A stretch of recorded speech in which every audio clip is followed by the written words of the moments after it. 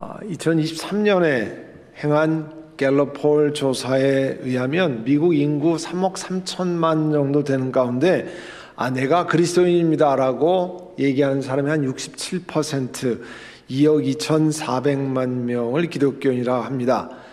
다른 선진국에 비하면 기독교인 비중이 상당히 높지만 그러나 과거에 비하면 그 비율이 상당히 떨어졌습니다. 한때 1940년도 중반쯤에는요, 미국인들 가운데 미국인들 98%가 나는 그리스도인이라 이렇게 얘기했었어요. 그런데 점점 많이 떨어져서 1990년에는 인구의 85%가 나를 기독교인이라 부르고 그 이후에 30년 지나니까 지금은 67%, 지금은요 거의 1년에 1%씩 막 떨어져 가요. 그러니까 굉장히 기독교인들이 미국 안에 비율이 줄어들고 있습니다. 그런데 1990년대쯤에 미국인의 한 4분의 3, 75, 6%가 나는 10계명 중에 첫 번째 계명, 내 앞에 다른 신을 두지 말라라고 하는, 섬기지 말라 하는 말씀을 나는 잘 지키고 있습니다. 이런 대답을 했다는 거예요. 참 좀 신기한 대답이에요, 제가 보기에는. 왜냐하면 그 코멘트한 분도 이야기를 했는데요, 마치 미국인들이 엄청 신앙생활 잘하는 것 같이 보이지만 이 사람들의 대답은 이런 것을 반영하는 것으로 보입니다. 그러니까 나는 적어도 돌을 깎아놓은 신상에 절한다든지 나무로 파놓은 신상 앞에 절하진 않습니다. 그런 의미에서 나는 다른 신들을 섬기지 말라, 나는 잘 지키고 있습니다, 이렇게 얘기하는 것으로 보입니다. 그러면 돌로 깎아 만든 신상 앞에 절하지 않고 혹은 나무로 파놓은 천하대장군, 지하여장군 이 앞에서 비나이다 천지신령께 비나이다 이렇게 빌지 않는 그리스도인들은 모두 10계명 중에 제1계명을 잘 지키는 그리스도인입니까? 여러분 어떻게 생각하세요? 어떻게 대답하시렵니까? 이것을 오늘 말씀을 통해서 같이 살펴보려고 합니다.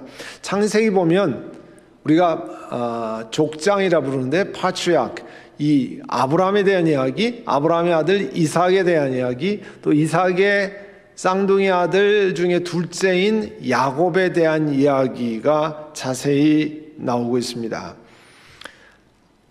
야곱의 아버지 이삭이 연세가 높아가면서 자녀들을 축복하기를 원했습니다.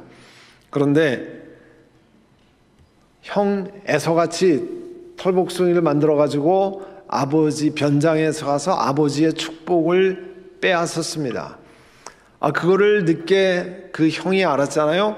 에서가 알고 내가 이놈을 가만히 놔두나 보라, 이를 갈았습니다. 그리고 뭐라고 성경에 나오냐면 아버지가 돌아가실 쯤 되면 동생 야곱을 죽이겠다고 마음을 먹었어요. 그걸 알게 된 엄마 리브가가 그냥 아들을 잃을 수는 없으니까 야곱을 하란에 있는 자기 오라버니 집에 보냅니다. 외삼촌 라반의 집으로 가게 됐습니다. 하란에 있는 외삼촌 라반의 집으로 피신을 했는데 그 집안에는 라반의 두 딸이 있었는데 언니 레아와 동생 라헬이 있었습니다. 근데 야곱은 동생 라헬을 사랑해서 결혼하고자 했습니다. 그래서 내가 외삼촌을 위해서 7년 동안 열심히 일할 테니까 라헬을 내 아내로 주십시오. 삼촌 라반이 그렇게 동의를 했습니다. 그래서 열심히 7년을 일하고 결혼식 날이 됐는데요, 막상 결혼식 날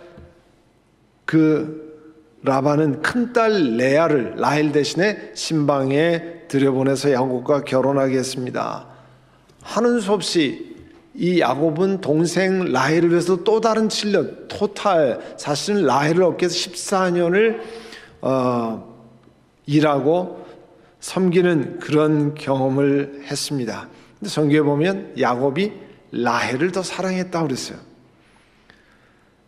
그리고 레아는 남편의 사랑을 받지 못했는데 대신 하나님이 레아의 태를 열어주셔서 아들을 낳기 시작했는데 루벤, 시므온, 레위, 유다 4명의 아들을 낳고 그 이후에 또 아들들을 낳았습니다. 그러니까 라헬의 마음이 심히 어려워졌어요. 성경은 라헬이 어떤 마음을 가졌느냐 이렇게 표현합니다. 라헬이요, 자기와 남편 야곱 사이에 아이가 없으므로 언니를 시샘하였고 그 남편 야곱에게 이렇게 말했습니다. 나도 좀 아이 좀 갖게 해주세요. 그리고 그렇지 않으면 내가 죽어버리겠어요. 야곱이 무슨 하나님이 아니잖아요. 그런데 하나님이 아이를 갖게 하신다는 걸 다 망각하고 야곱이 마치 아이를 갖게 할 수 있는 사람으로 이제 믿게 됐습니다. 생각이 그렇게 바뀌었어요. 그런데 하나님이 성경에 보면 라헬도 기억하셨다고 그랬어요. 그래서 그의 태를 열어주셨습니다. 그리고 아기를 낳았습니다. 얼마나 기뻤겠습니까? 아이를 낳지 못하면 내가 죽겠습니다까지 했는데 자녀를 향한 마음이 얼마나 강렬했겠습니까? 그런데 성경에 보면 그 기쁨도 오래 가지 못한 것 같아요. 왜냐하면 아이 이름을 지을 때요, 하나님께서 나에게 또 다른 아들 하나를 주시면 좋겠습니다. 그래서 이름 자체가 요셉이 그런 뜻입니다. 더하다, 하나 더, 이런 뜻이에요. 만족함이, 이 한 아들로 만족함이 없었던 것으로 보입니다. 그러니까 라헬이 자녀가 행복의 근원이라고 생각하게 된 것 같아요. 다른 것이 아니라, 하나님이 행복을 주시는 것이 아니라 자녀가 행복의 근원이라고 생각했던 것으로 보입니다. 나중에 하나님이 라헬의 소원대로 또 다른 아들, 나중에 베냐민이라고 이름 짓잖아요. 아들을 낳게 했어요. 그런데 참 불행하게도 또 하나의 아들 갖기를 그렇게 갈망했는데 라헬은 아들을 낳다가 사망합니다. 아들이 행복을 가져다 준다고 생각했는데 아들을 낳다가 죽음을 맞이합니다. 야곱이 삼촌 라반의 집에서 이제 떠나서 고향으로 돌아가라고는 하나님 음성을 들었어요. 그리고 가족을 거느리고 가축대를 데리고 떠나기로 작정을 합니다. 그런데 문제는 삼촌한테 얘기하지 않고 다 준비를 해놓고 전혀 이야기를 하지 않았습니다. 돌아갈 채비를 했는데 이야기를 안 했어요. 창세기 30장 19절에 보면 라헬이 아버지가 양의 털을 깎으러 보통 털을 깎는 시간이 되면 털 깎는 축제로 해서 한동안 그 털 깎아서 그런 행사를 합니다. 그동안에 자기 친정집의 수호신이라고 알려져 있던 신상들인 드라빔을 훔쳐냅니다. 드라빔이요, 크기가 작은 것부터 큰 것까지 고고학적으로 보면은 그런 발견들이 있는데, 당시 그 드라빔은 영어로 하면 테라핌 이렇게 하는데요, 이 드라빔을 가지고 있는 사람을 보호해주고, 그 다음에 이 드라빔을 가지고 있으면 풍요, 그리고 다산, 자녀를 많이 낳는 복을 준다고 믿는 그런 조각상이었어요. 그거를 아버지 몰래 훔쳤습니다. 그리고 야곱과 식구들, 자녀들, 그 다음에 가축대들 전부 그 라헬의 아버지가 모르게 도망을 갔습니다. 라헬은 자기 친정의 수호신상인 드라빔이 자신을 축복한다고 믿었습니다. 이것이 자신에게 이 시큐리티, 안전과 해피니스, 행복을 가져다 준다고 믿었습니다. 그래서 그걸 훔친 거예요. 여러분, 우리 자신에게도 한번 질문을 해봐야 돼요. 내가 이걸 가지고 있으면 내가 안전할 거야. 내가 이것을 소유하면 나는 행복할 거야. 여러분, 어떤 게 있습니까? 안정된 직장이 그럴 수 있죠.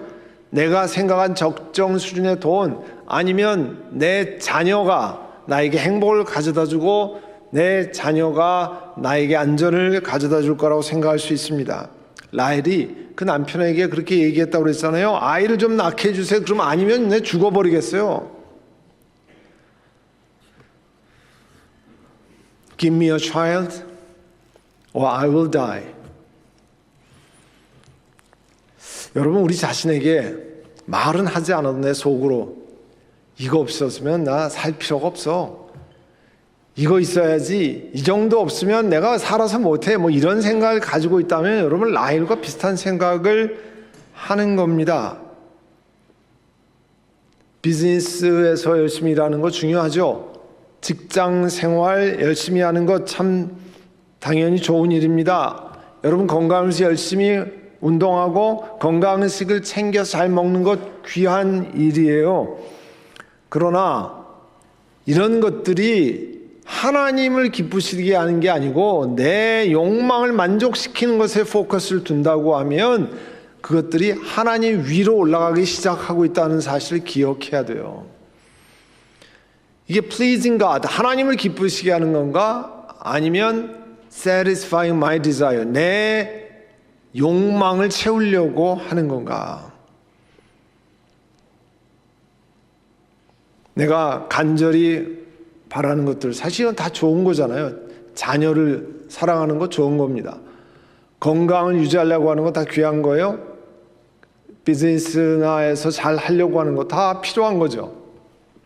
회사에서 커리어 프로모션을 생각하고 하는 것 귀한 거잖아요. 취미생활 다 합의 이런 거 다 좋은 일이에요. 좋은 건강한 음식 잘 골라 먹고 하는 거 좋은 일이에요. 그러나 그것이 나에게 궁극적인 행복을 가져다 주고 그것이 나에게 궁극적인 축복을 가져다 준다고 생각하면 하나님이 그런 것을 가져다 주시는 것이 아니라 내가 좋아하는 것, 내가 사랑하는 이런 것들이 나에게 이런 걸 축복과 행복의 근원이 된다고 생각하면 하나님 위로 올라가기 시작했다는 사실을 기억하셔야 됩니다. 내가 모르는 사이에 야곱의 외삼촌 라반이 아니 집에 돌아와 봤더니 양털 깎는 축제 끝나고 돌아와 봤더니 웬걸요 야곱과 딸들하고 손자들이 가축대를 다 데리고 말도 없이 도망을 갔습니다. 그래서 친척들과 함께 쫓기 시작했습니다. 뭐 금방 따라잡혔어요. 성경에 보면 야곱한테 라반이 삼촌이 뭐라고 하냐면 아니 자네가 아버지 집이 그리워서 돌아가는 거 당연한 일이잖아요. 이게 당연한 일인데 아니 어찌해서 근데 우리 집에 있는 수호신상 하우스홀드 갓이라고 하는 하우스홀드 아이돌이라고 하는 그 수호신상을 훔쳐갔는가 그랬더니요 야곱이 펄쩍 뛰었습니다. 아니 누가 장인어른 댁에 수호신상을 훔쳐갔다 그럽니까? 만약에 다 뒤져가지고 훔쳐간 사람 나오면 그 사람을 죽이십시오. 라헬이 그런 걸 모르기 때문에 이런 얘기한 거 아니에요? 절대 훔쳐갈 사람이 없습니다. 그리고 모든 친척들이 보는 앞에서 한번 찾아보십시오. 나오면 가져가십시오. 라헬이 자기 아버지 집에 신상 훔쳤다고 남편한테 얘기 안 했습니다. 또 성경에 보면 결국 친정 아버지도 속입니다. 자기 친정 아버지에게 아이 제가 이렇게 이런 생각을 해가지고 이거 가져왔는데 아버지 다시 드립니다. 이렇게 얘기 안 했어요. 끝까지 숨겼습니다. 드라빔을 갖기 위해서 남편도 친정 아버지도 속였습니다. 여러분 드라빔을 발견되면 라헬이 죽을 수 있었잖아요. 여러분 이렇게 거짓말하는 것도 불사하고 드라빔을 간직하고 이것이 축복의 근원이라고 생각하는 거 보면 이 드라빔이 하나님 자리를 차지하는 거예요. 성경에 나와 있는 저주, curse라고 하는 것, 하나님이 나를 행복하시게 하게 만드는 게 아니라 하나님이 나에게 참으로 진정한 기쁨을 주는 것이 아니라 이런 다른 것들이 준다고 생각하면 그게 curse가 되는 거예요. 예레미야 17장 5절에 보면요 이렇게 말씀합니다. 하나님이 이렇게 말씀하세요. 나 주에게서 마음을 멀리하고 사람을 의지해서 사람이 힘이 되어주려니 하고 믿는 자는 저주를 받을 것이다. 내가 내 백이 있으니까 내가 잘하는 사람이 있으니까 우리 아버지가 혹은 내 자녀가 이렇게 의지하기 시작하면 그게 잘못하면 저주가 된다는 거예요. 하나님을 의지해야 되는 하나님을. 그래서 그렇게 하면 황야에서 자라는 가시덤불과 같이 좋은 일이 오는 것을 보지 못한다는 거예요.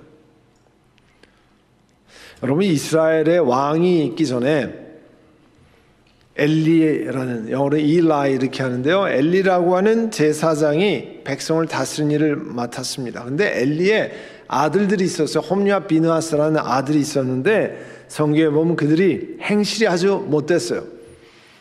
주님을 무시했습니다. 제사장들에게도 규정이 다 있었어요. 백성들이 하나님 앞에 드리려고 제물을 가져오면 그 제물을 하나님께 드리고 그 다음에 이후에 제사장들이 그것을 받아서 음식을 먹고, 왜냐하면 제사장은 땅이 없으니까 뭐 이렇게 하고 있는데요. 이 엘리 제사장의 아들인 홈리와 비느하스는 자기 종들을 시켜서 백성들이 예물을 가져오면 먼저 좋은 것을 꺼내고 하나님 앞에 드리기도 전에 막 이런 일을 했어요. 그뿐이 아닙니다. 회막오기에서 일하는 여인들과 동침하는 일까지 있었어요. 이 얘기를 엘리 제사장이 들었습니다. 성경에 보면 상세하게 들었다고 그랬어요. 그래서 사무엘상 2장에 보면 아들들을 불렀어요. 너희가 어쩌자고 이런 일을 하느냐? 너희가 저지른 악행을 백성들을 통해서 내가 듣고 있다. 이놈들아, 당장 그쳐라. 주님의 백성이 이런 주문을 옮기는 것을 내가 듣게 되다니 두려운 일이야. 사람끼리 죄를 범하면 하나님이 중재해 주시겠지만 사람이 하나님께 범죄하면 누가 변호해 주겠느냐? 근데 성경에 보면요, 아버지가 이렇게 꾸짖어도 안 들었다고 그랬어요, 아들들이.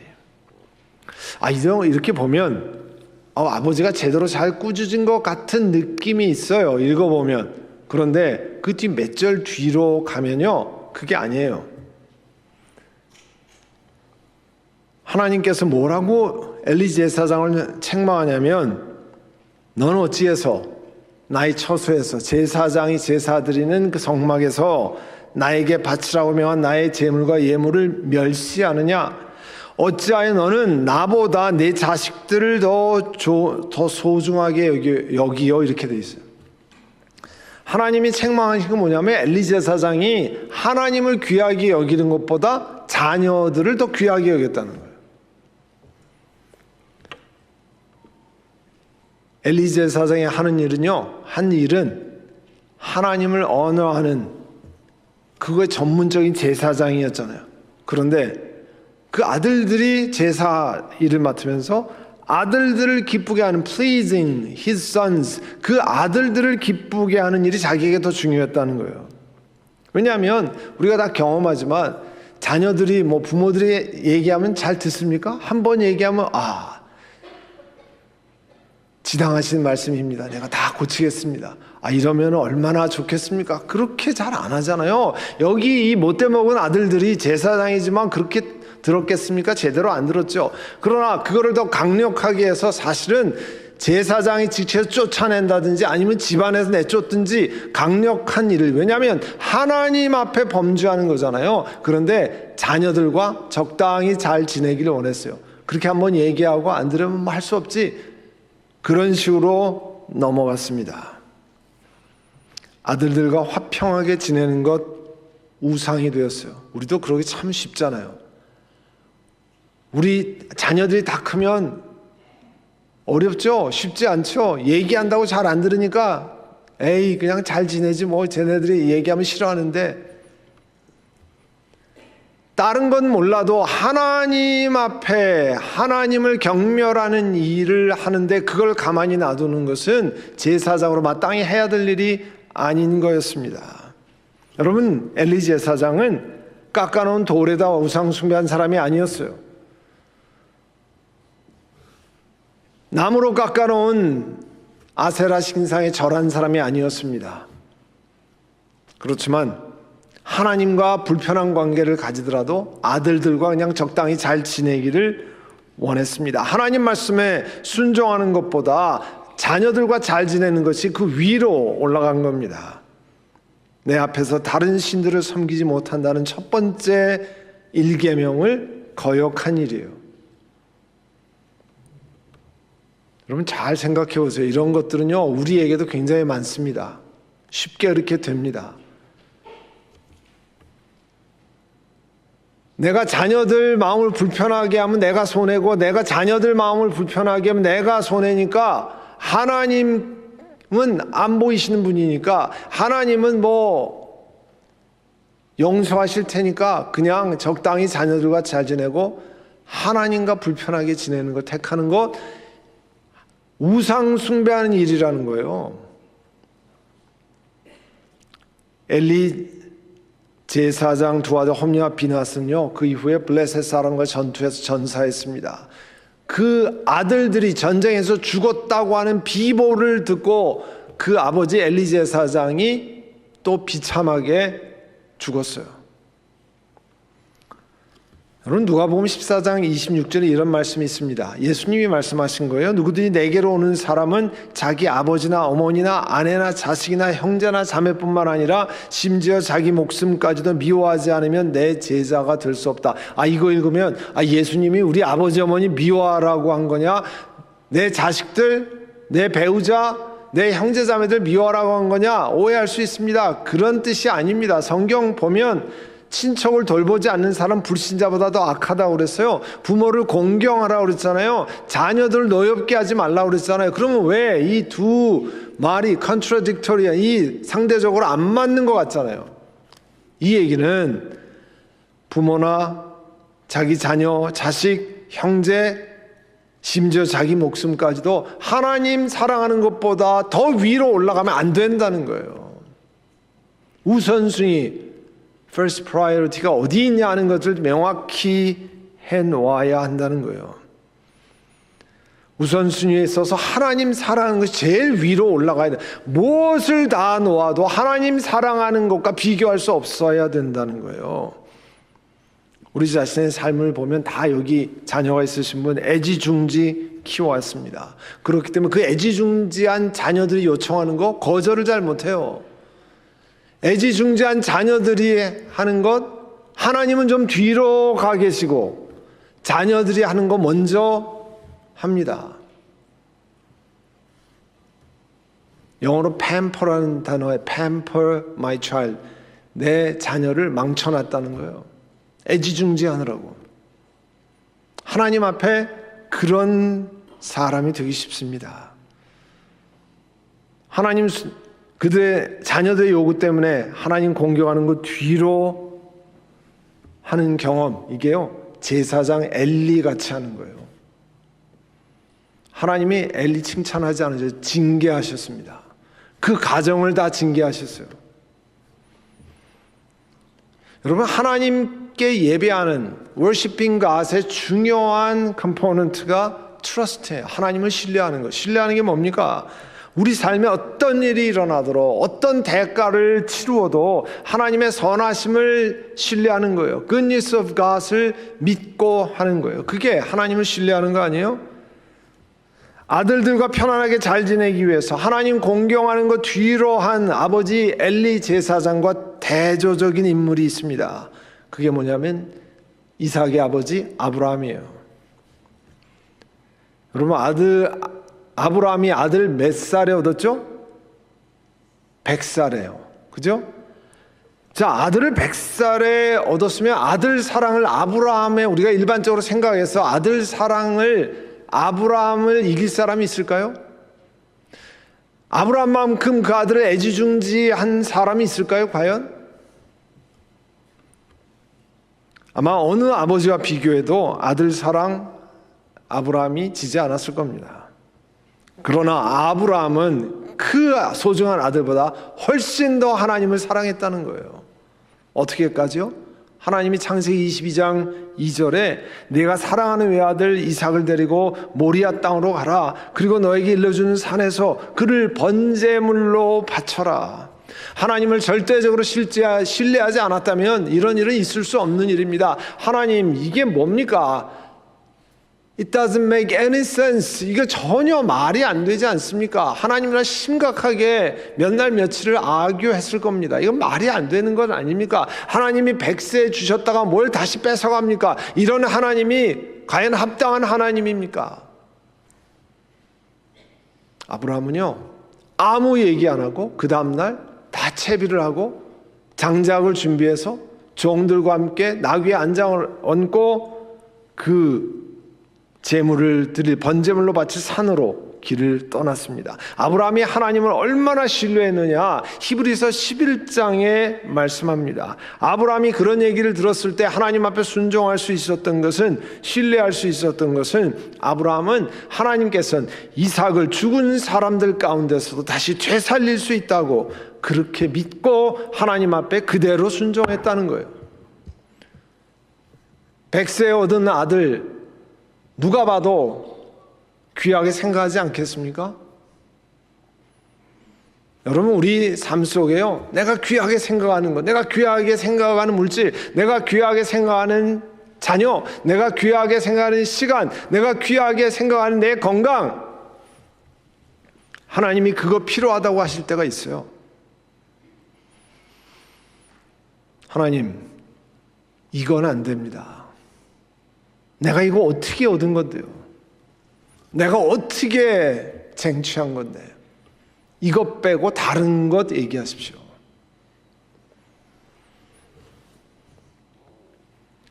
여러분, 십계명이 뭡니까? 3,500년 전에 옛날에 이스라엘 백성이 준, 지금은 그냥 뭐 지키면 좋고 그러지 않으면, 내 마음에 안 들면 뒤로 하는 그런 겁니까? 2주 전에 말씀드렸잖아요.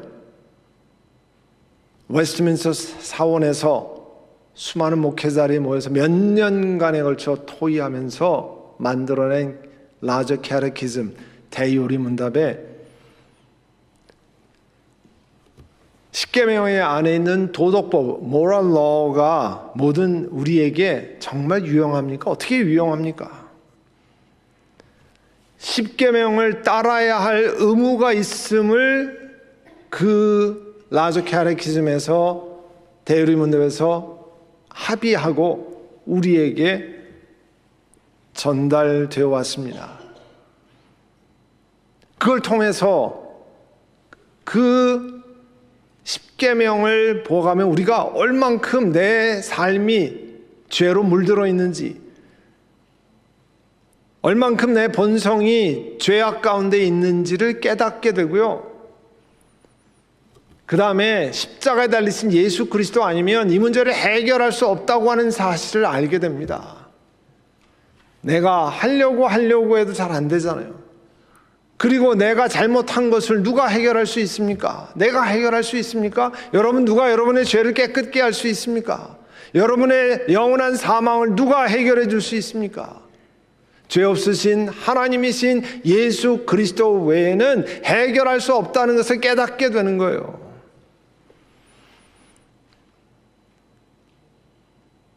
엘리 제사장이 자기 자녀들과의 관계를 우선시해서 하나님을 저버렸습니다.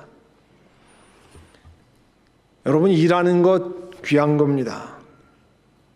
물질, 건강관리, 음식관리, 여러분의 취미생활, 친구관계, 어느 것 하나 우리 인생에 필요 없는 게 없습니다. 다 귀한 겁니다. 그런데 어느 순간에 이것만 집중하느라고 하나님 사랑하는 것보다 이것이 어느 순간에 위로 올라가면 그것들이 아이돌, 우상이 된다는 거예요. 십계명의 첫 번째 계명을 무시하며 살아가고 있다는 겁니다. 이런 삶은요, 괜찮은 게 아닙니다. 깨달았을 때 회개하고 돌이켜야 합니다. 그러지 않으면 하나님의 진노를 불러오게 됩니다. 지난주에 뭐라고 말씀드렸습니까? 우리 앞에 복된 길, 또 한 길이 있는데 악인의 길이 있다고 그랬어요. 크로스로드에 우리가 서 있다고 그랬습니다. 하나님이 주시는 복된 길로 결정하고 하나님이 부어주시는 그 복을 누리는 여러분 되시기를 간절히 소원합니다. 기도하겠습니다. 여러분, 들은 말씀을 기억하고, 하나님, 우리가 과거에 주의 말씀을 그냥 적당히 대강 흘러보냈습니다. 그러나 오늘 주의 말씀을 듣고 내가 주 앞에 바로 서기를 원합니다. 내가 잘못된 것을 회개하고 돌이키를 원합니다. 내 앞에 중요하고 귀한 것 쫓아가다가 하나님보다 위에, 하나님 사랑하는 것보다 더 크게 한 건 아닌지 돌아보기를 원합니다. 주님, 불쌍히 여기시옵소서. 회개합니다. 내 앞길을 성령님 인도하시고 결단하며 가게 하옵소서. 우리 기도하겠습니다. 사랑의 주님, 은혜를 감사합니다. 오늘 라헬과 야곱의 이야기, 또 엘리 제사장의 이야기, 아브라함의 이야기를 통해서 우리는 하나님 앞에 교회에 왔다 갔다 하니까 적당히 하나님을 잘 섬긴다고 생각하고, 십계명의 첫 번째 계명, 내 앞에 다른 신들을 섬기지 말라고 하는 것을 나는 돌 신상에 절하지 않고 나무로 깎아놓은 우상에 절하지 않기 때문에 적당히 잘 지내는 것으로 착각하며 살아왔습니다. 그러나 내가 중요하게 생각하는 것, 내가 귀하게 생각하는 것들이 어느 순간에 하나님 사랑하는 것보다 더 위로 올라가 있어서 그것들에 의해서 하나님과 적당한 관계를 유지하고 내가 좋아하고 사랑하는 것, 귀하다고 생각하는 것에 더 집중하는 우상 숭배를 해오는 것은 아닌지 돌이키고 회개하고 하나님 앞에 나아가게 하옵소서. 예수님의 이름으로 기도드립니다. 아멘.